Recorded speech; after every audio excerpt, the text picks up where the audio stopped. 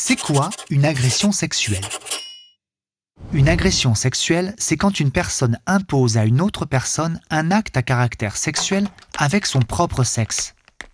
Il peut aussi le faire avec le sexe de l'autre ou avec ses parties intimes. Par exemple, le fait d'avoir un rapport sexuel avec quelqu'un sans qu'une des personnes ne soit d'accord est une agression sexuelle.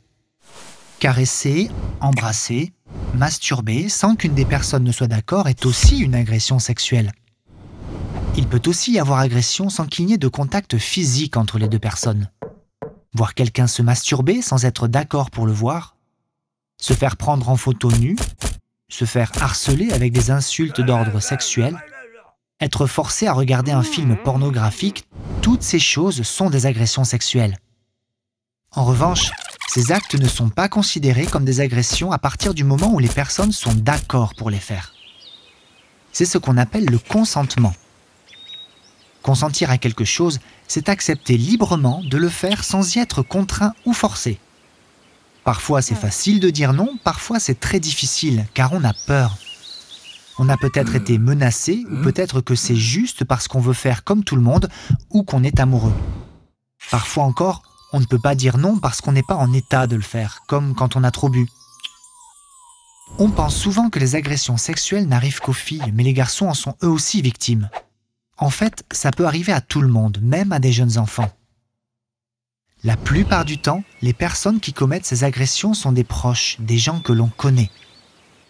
Un ami, un membre de notre famille, un adulte qu'on voit souvent comme un professeur, un éducateur, un animateur, un religieux. Mais il peut aussi arriver que des inconnus commettent ces actes. Dans tous les cas, c'est souvent très difficile, trop difficile de le dire et de se confier. On a peur de ce qui va se passer, on a honte de ce qu'on a fait ou vu, on se dit que c'est de notre faute parce qu'on est attaché à la personne. Il arrive même qu'on ne se rende pas compte tout de suite que c'était de la violence sexuelle. Le problème quand on n'en parle pas, c'est qu'on reste seul.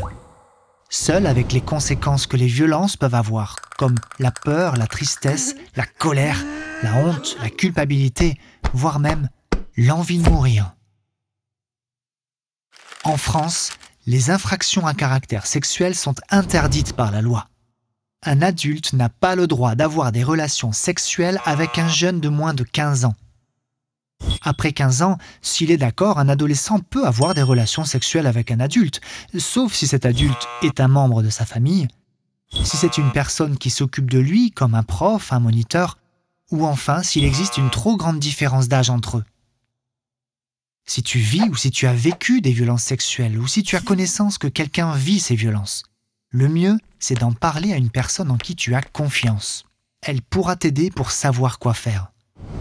Tu peux aussi appeler le 119, c'est un numéro d'appel gratuit et confidentiel.